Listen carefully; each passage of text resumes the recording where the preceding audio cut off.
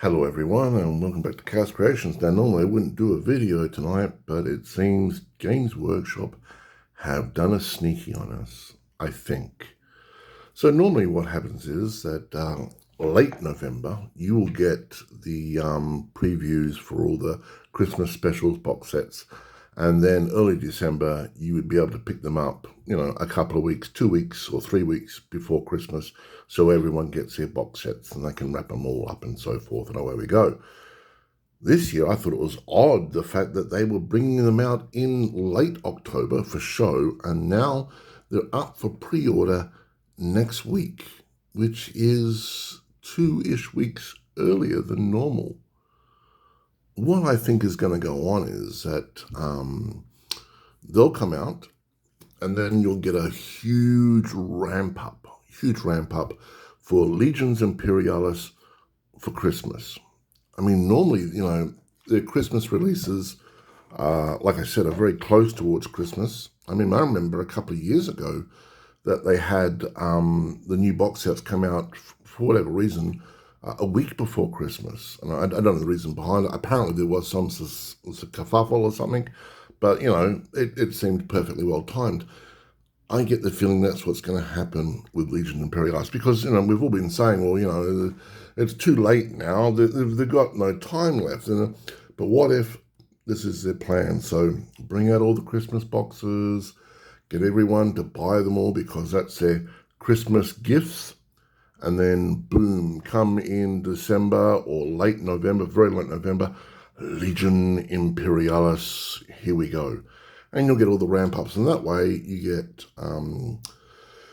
let's just say a moderate thing, and just say it comes out for actual sale on early December. And then you'll have another week of, the bikes coming out and another week of knights coming out. You could even, maybe squeeze in another week of something else coming out, realistically. So don't be surprised that if Legions Imperialis is their big Christmas item, all lots of pizzazz and showy and flashy and so forth, because that's what I think is going on. Because, I was still, I didn't stay up last night for the reveal. I was just a bit over it, and I'm tired, and I'm a little unwell, and I just thought, no, I'll just wait till the morning. And when I got up, I went, well, what's going on? Why are they... Why are we beginning to be able to pre-order the Christmas ones now? That makes no sense. That's never happened. They've changed the rules of war on us, damn it. So, my prediction is the fact that if they are going to bring it out this year, it'll be the big Christmas thing. And it'll be lots of bedazzles and so forth. And usually with a lot of the Christmas stuff, there's usually like a Christmas bonus something or other. So, you buy this and you'll get, a couple of bits extra and so forth. What happens in Australia, which is, like rare as hen's teeth for us Aussies because, we get shafted on prices quite a lot. Now, I want to talk to you about something else, and I would like your help. So please, please, please, if you're watching this video, I need some input and I need some help. So I'm doing a Tombs King's army again, and now that I have a 3D printer, I can print out terrain. But what do I print for a desert setting? I mean, I've got like a little oasis here, and I'm going to put some skeletons in there and put a very thin coat of resin in there. And like they're all sort of dead in the water and such. And that'll look quite nice on the battlefield. I've got a dead tree, which I might bend them around and put some of those plastic buzzards I have on them.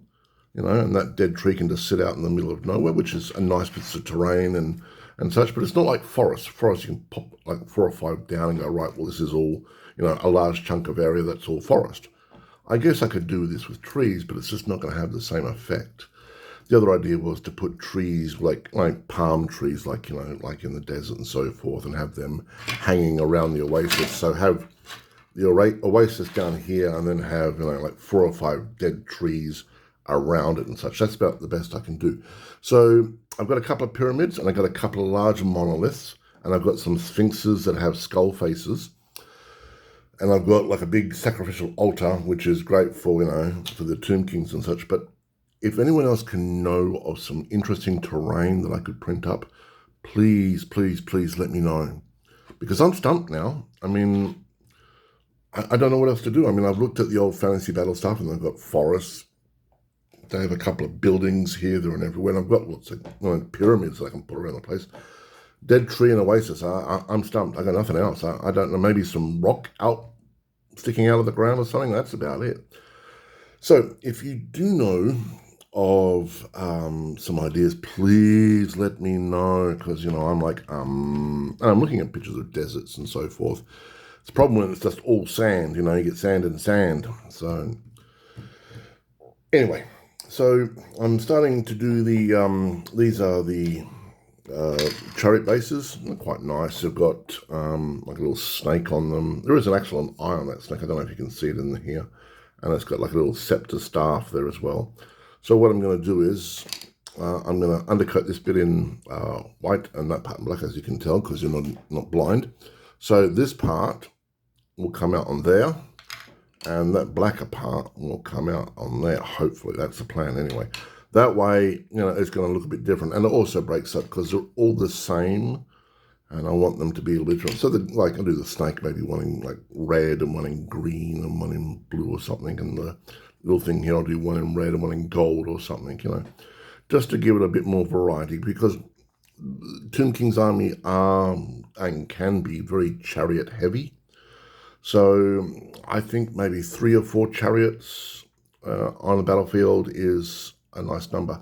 Now, that said, we have not been told the official size of chariot bases, but since the Chariot fits on the 50 by 100 millimeter perfectly fine, I really don't see them changing it at all, to be honest with you. It fits there quite snugly and beautiful.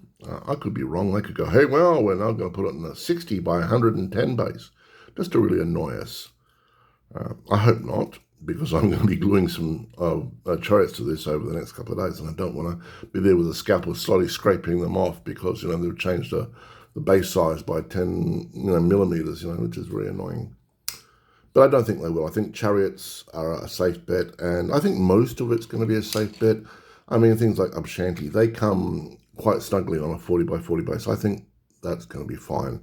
The only thing that I'm thinking is going to be different are maybe generals. I think generals might come on like something like a 35 millimeter base or something, something a bit more fruity that we haven't seen before. I think normal rank and file and special elites and so forth might come on a special base, but apart from that, no. Why bother? I mean, most of the people out there are already going to have bases anyway, and have them based in square. Though I do oddly remember something a while ago saying the fact that bases round and square can be used with the same rules. I really don't know how that's going to work, unless, of course, they give you these square rectangulars with like holes so you can put all the round ones in and say, oh, well, this is rank and file, blah, blah, blah, blah. But even then, you've got the base-to-base contact. So, this is my miniature. Let's say it's a 25 and that's a 25, that they hit, right? So that one can attack that one. If they're on round bases, it might be a case of, who's he actually really, hitting there? We'll see. I'm looking forward to the rules. As for Legion Imperialis, yeah. So I will save my pennies up where I can, and I think we'll find that it will be the big Christmas release for this year. It makes sense. I mean, if they are going to bring it out this year, it's their only opportunity, So, if you have any questions, just ask. And if you have any ideas, please let me know, because, I think rocky outcrop and a couple of more dead trees, this is about all I'm going to get. I've got pyramids, which I've got sphinxes, I've got a sacrificial altar. Is there much else you can do for an undead army, really? Unless, of course, they want to start doing well, I don't even know if it's possible on a PLA printer, but like a pile of corpses, on the ground or something, like a well of bodies that I can summon up. That said, I don't want to be wasting sprues or skeletons to make a piece of terrain that looks nice on the battlefield. Don't get me wrong, it's nice, but especially if you own undead, you understand the fact that you have to own a lot of miniatures. Some of the rules from way back when, you could summon up 2d6 skeletons, and if you didn't have those skeletons on hand, step bickies, you don't get that many miniatures. I think in later ones they changed it to wounds, so you could one of your generals or one of your mages was long wounds, you could like bang, bang, bang, or your monster, give them all wounds back up to the original. But anyway, I'm babbling. So if you have any questions, just ask. And if you've got any advice, please let me know. Like, subscribe to the video, and hopefully around December we might see Legions Imperialis turning up. Bye.